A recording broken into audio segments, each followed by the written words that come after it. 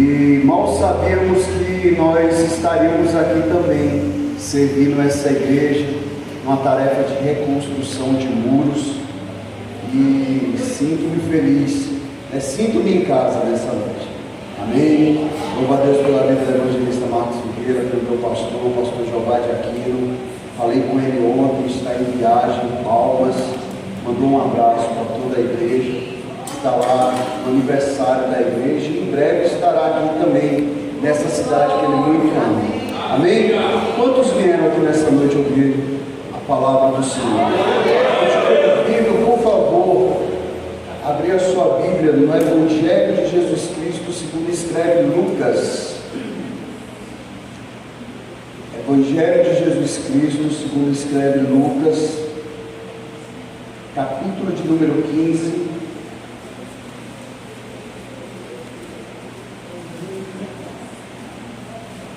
Verso 17, apenas o verso A.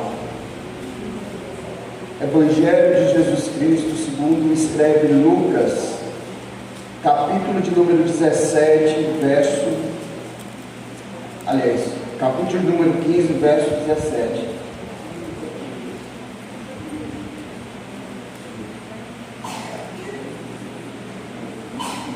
Todos encontraram? Quantos não encontrou? Diga, não encontrei. Eu quero ler contigo nessa noite, e nessa noite a gente vai conversar um pouco apenas da parte A do versículo de número 17. Diz ele assim: e caindo ele em si. Você pode ler comigo? E caindo ele em si. Aleluia, essencialmente corrigido eu uso a NVI. Mas vamos lá uma vez mais dessa versão. E caindo, muita boca para pouco volume. Vamos lá. E caindo, glória a Deus. Esse capítulo é um dos capítulos mais conhecidos do livro de Lucas. Esse capítulo, Lucas, ele está fazendo uma narrativa. E há de saber, segundo a academia, que alguns entendidos vão falar que é um capítulo, embora dividido em algumas perícopes, ele tem uma só completude, ele tem um só objetivo. Segundo a academia, vai dizer que é o capítulo que vai tratar das coisas perdidas, vai tratar daquilo que se perdeu. Estava Jesus ensinando para alguns pecadores, e ali chega naquele ambiente alguns publicanos em que Jesus continua a falar, em que Jesus continua ali a dialogar, e aparece também no meio daquele prólogo, começa alguns falarem, esse daí assenta-se com pecadores, mas Jesus, ele não muda o discurso, ele continua falando. Ele fala na mesma tonalidade, na mesma intensidade, independente com quem ele assim vai dizer. Alguns entendedores acerca do capítulo de número 15, que aqui nessas três parábolas que Jesus vai dizer, ela possui um só objetivo, como assim eu falei. Há uma só verdade, é três histórias, mas a temática em que está sendo tratada é a mesma. Perdeu-se e foi achado. Foi e voltou, estava morto e reviveu. Jesus, ele está falando de algo que foi perdido. Jesus, ele está falando de algo que se perdeu. Na primeira narrativa, segundo Flávio Josefo, Jesus, ele está tratando de uma história em que ele diz em que um pastor ele tem 100 ovelhas, e dessas 100 ovelhas ele perde uma. E ele deixa as 99 e vai atrás dessa uma que se perdeu. Segundo ele está falando do próprio Jesus, que ele deixa a sua glória, o próprio Cristo, ele abandona a sua glória, para que ele possa se entregar por mim e por você. Essa é a primeira narrativa. Na segunda narrativa, Jesus, ele está falando acerca de uma mulher que, com uma vassoura e uma vela, ela começa a procurar algo que se perdeu também. Ela começa a procurar uma moeda. Ela começa ali, que através dessa diligência, buscar buscar algo que foi perdido. Segundo os historiadores, vai falar também que Jesus, nesse prólogo, ele está falando do Espírito Santo. Pastor, o Espírito Santo, ele assume a forma feminina? Não, ele assume um comportamento feminino materno. Afinal de contas, o Espírito Santo, ele tem esse ar de cuidado, ele tem esse ar de amor, ele tem esse ar de convencimento. No terceiro prólogo, pelo qual a gente leu, Jesus, ele está falando acerca de um filho que sai da casa do seu pai. Ele sai da casa do seu pai para gastar, para viver dissolutamente uma vida que ele acha que é a vida perfeita.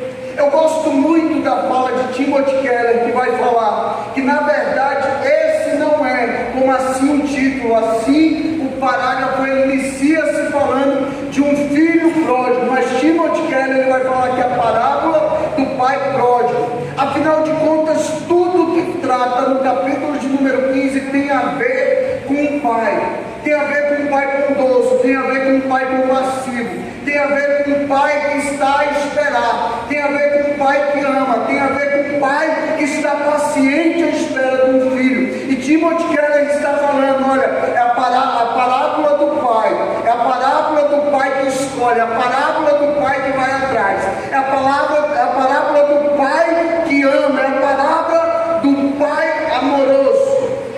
Quando a gente lê esse texto, a gente está falando de um pai, de um pai que é um pai que eu tenho, um pai que você tem também. Glória a Deus. Um pai que nos ama, independente da nossa forma pecaminosa de ser. Um pai que nos ama, independente das nossas escolhas.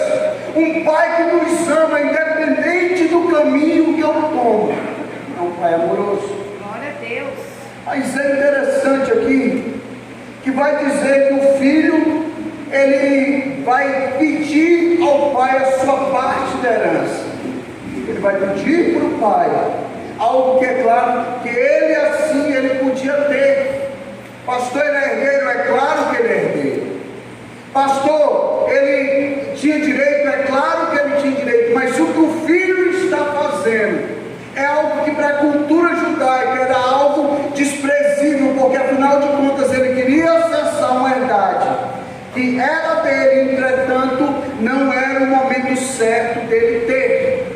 Mas o pai, ele decide, ele dá para o filho essa herdade. O filho, ele vai gastar de forma dissoluta. Veja que o texto que nós lemos, esse pequeno fragmento de texto que nós lemos, na verdade é um divisor de águas. É um divisor, uma mudança de mente. Em alguns trechos na Bíblia, você vai encontrar uma palavra do grego chamada metanoia, que é mudança de mente. Quando eu leio exatamente esse fragmento, eu vejo a aplicação, a mudança de mente desse filho, que ele assim se faz no decorrer do caminho. Mas veja, antes de isso acontecer, é interessante a gente voltar no início da história. Porque quando eu leio e caindo ele em si, é sinal que ele não estava em si, é sinal que ele estava perdido, é sinal que as suas escolhas não eram as escolhas corretas, é sinal que as suas escolhas estavam desordenadas. Quando esse filho, ele pede parte da herança, as suas escolhas, as suas atitudes, o seu comportamento era comportamento desordenado. Ele faz um requerimento ao seu pai, ele faz um pedido para o seu pai de algo que ele tem direito, entretanto, com motivação errada. E quantas pessoas nesses últimos anos, nesses últimos meses, nas últimas semanas, estão tomando atitudes desordenadas, desorientadas, estão deixando o amor do pai. O texto vai dizer que era um pai que o amava. Afinal de contas, ele tinha acesso ao pai, ele tinha acesso ao coração do pai. Ele faz um pedido ao pai, e o pai não nega a ele o favor, não nega a ele aquilo que ele está pedindo. E tem muita gente nos últimos dias, esse pai amoroso que nós temos, esse pai celestial que cuida dos meus sentimentos, que cuida dos teus sentimentos, que cuida da minha casa como cuida da tua casa. Tem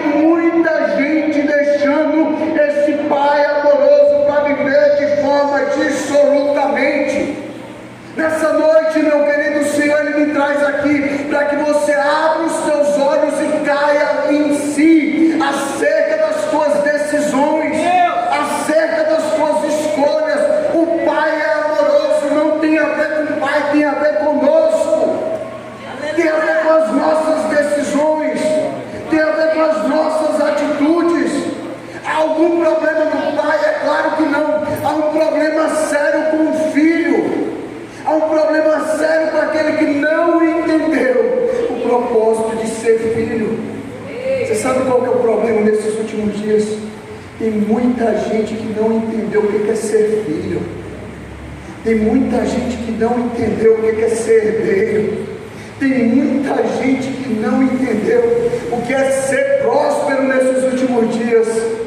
Porque a maior prosperidade que nós podemos ter é saber que através do nosso Pai nós temos o nome escrito no livro da vida.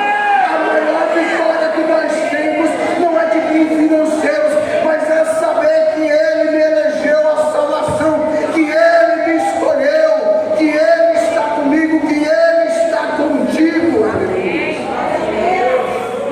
Entender que nós somos filhos. Tem muita gente que ainda não entendeu o que é filho. Tem muita gente que não entendeu o que é ser filho. Esse jovem estava com suas atitudes e comportamentos desordenados porque ele não entendia o que era ser filho, herdeiro de um pai amoroso. Tem muita gente assim, amados. Veja, eu pouco conheço o Padre Bernardo. Na verdade eu trabalho muito nessa região, mas conheço pouco a região de pessoas e de relacionamento com pessoas, mas muito pouco que eu conheço. Eu andei em alguns comércios outro dia, conhecendo, falando, conversando com pessoas e fiquei assustado com o número de pessoas desigrejadas, com o número de pessoas que estão tristes. Pastor, tristes com o pastor? É claro que não. Tristes com algum irmão? É claro que não. Chateados com algum irmão? Não, com várias desculpinhas. Eu comecei a ver, não estou chateado, eu fiquei chateado com fulano de tal e eu saí de lá. Fiquei chateado com Bertrand e eu saí de lá.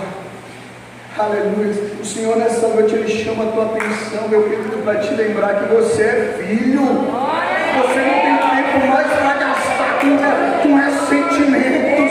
Você é filho dele. Você pode se decepcionar com homens, você pode se decepcionar com o pastor, mas com ele você não deve se decepcionar, porque você é filho.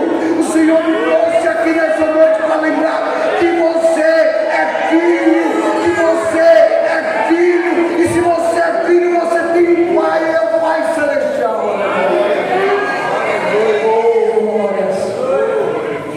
O segundo problema que eu vejo nesses últimos tempos é que, de um modo global, nós vivemos a síndrome do imediatismo. Nós queremos tudo no nosso tempo. Nós queremos que tudo aconteça da nossa forma. Nós vivemos a síndrome do imediatismo.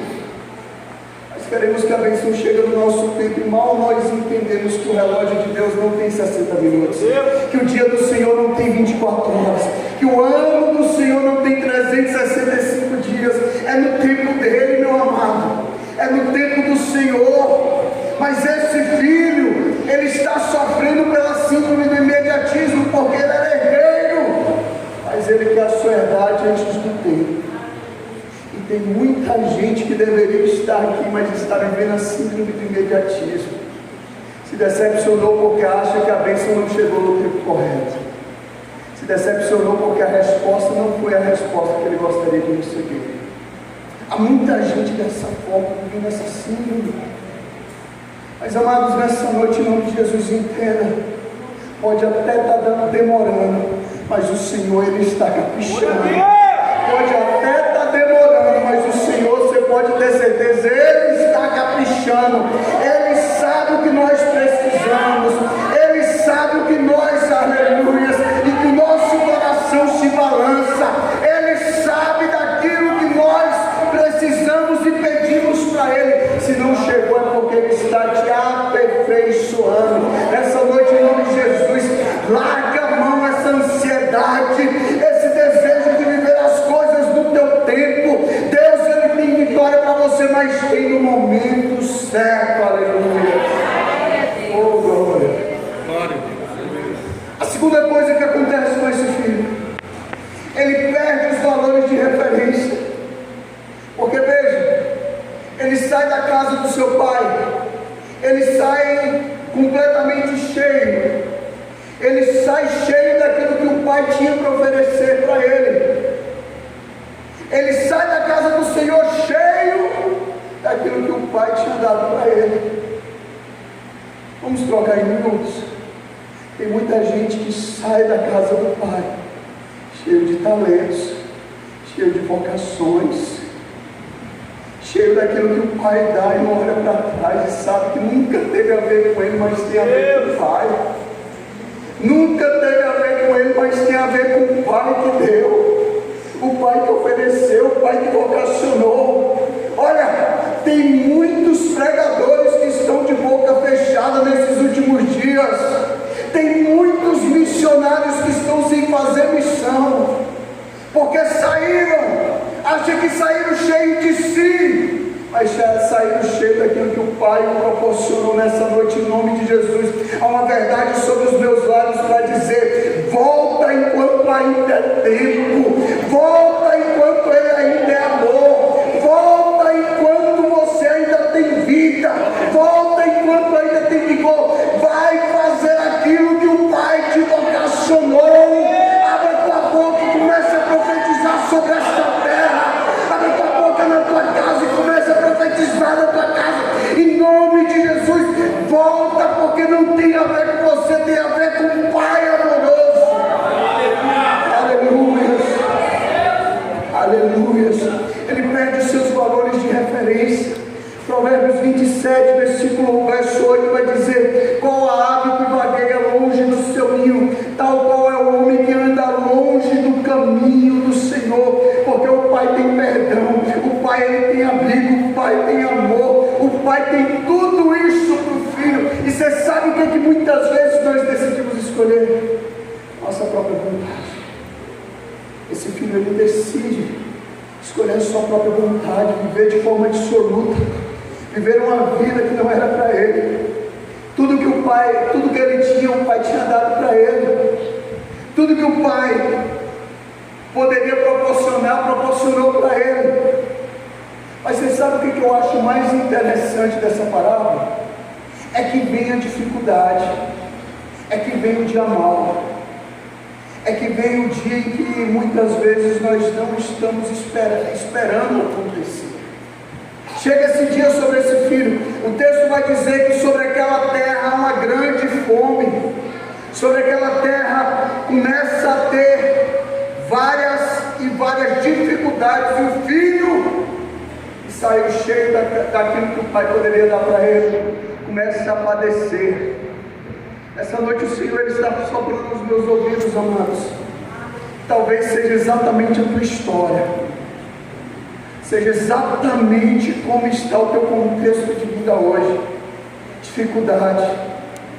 Talvez você olhe para trás e não sabe qual é a origem da dificuldade. Talvez você olhe para trás e não sabe por onde começou. Sabe, o Senhor ele tem pressa para usar aqueles que ele ama. Glória a Deus. Talvez uma negativa sua lá atrás, o desejo de fazer sua própria vontade lá atrás te colocou exatamente nesse cenário de dificuldade. O texto vai dizer que esse filho, ele começa a padecer ali naquela terra, ele começa a sofrer naquela terra. Veja, ele é herdeiro, ele assume as verdades do pai, mas ele começa a padecer. Pastor, por que ele começa a padecer? Porque ele estava no local errado, no momento errado, na circunstância errada. Essa noite, eu não sei se você está entendendo o que o Senhor ele está fazendo no nosso meio, mas o Senhor ele me trouxe aqui para atrair a tua atenção, para dizer: olha, ainda tem solução para a tua vida, para a tua história, para o teu chamado. Ainda tem muito a ser realizado através de ti, mas em nome de Jesus, olha para a tua vida, olha para o teu comportamento, olha para a tua história, olha para as tuas atitudes, olha como foi que você ficou da forma como você está. Talvez você entrou aqui nessa noite frio, talvez você entrou aqui nessa noite sem ter motivos de dar glória a Deus. Comece nessa noite a repensar, porque a essência do Pai é amor, a essência do Pai é perdão, a essência do Pai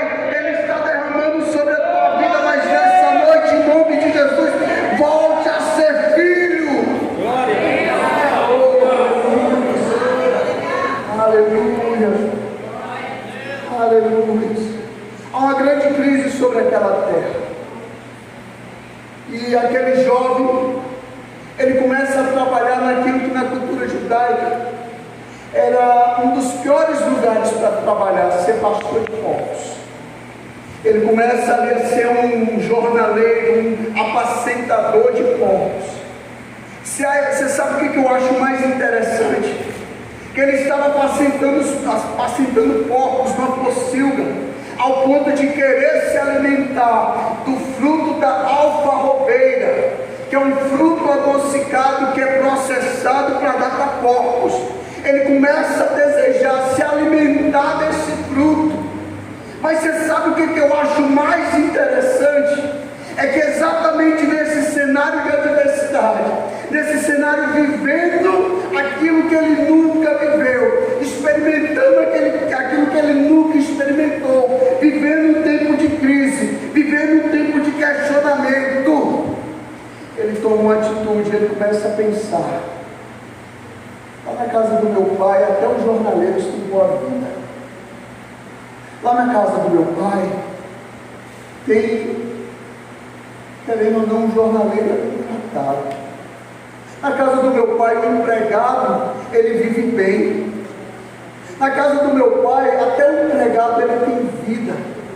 Ele começa a se deparar, e ele começa ali naquele instante a ressignificar a sua história, a mudar o seu comportamento, a redefinir o curso da sua vida. Ele começa a ensaiar: não, eu vou voltar e vou pedir para ser pelo menos empregado. O que eu acho mais interessante nesse texto é que não importa onde nós estamos, não importa o lamaçal que nos surge, não importa como nós estejamos lançados à sorte do mundo, a graça vai atrás de nós, aonde nós estamos perdidos.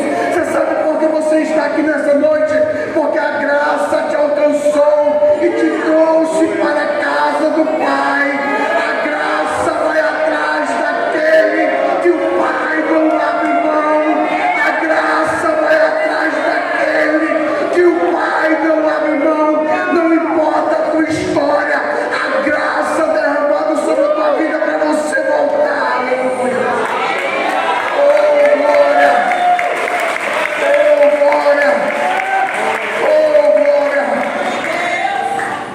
A graça vai lá naquela pocilga, ele começa a ensaiar o discurso, ele começa a pensar: o que eu vou falar para o meu pai? Começa a ensaiar: pai, pequei diante de ti, diante dos homens, já não sou mais digno de ser chamado teu filho, porém faz de mim um dos teus empregados. E ele começa a ensaiar. Eu imagino, amados, passando dias e dias ele ensaiando o discurso, fazendo aquele discurso: eu quero voltar para ser pelo menos empregado. Era a graça convencendo ele, era a graça alcançando ele, é a graça indo atrás dele.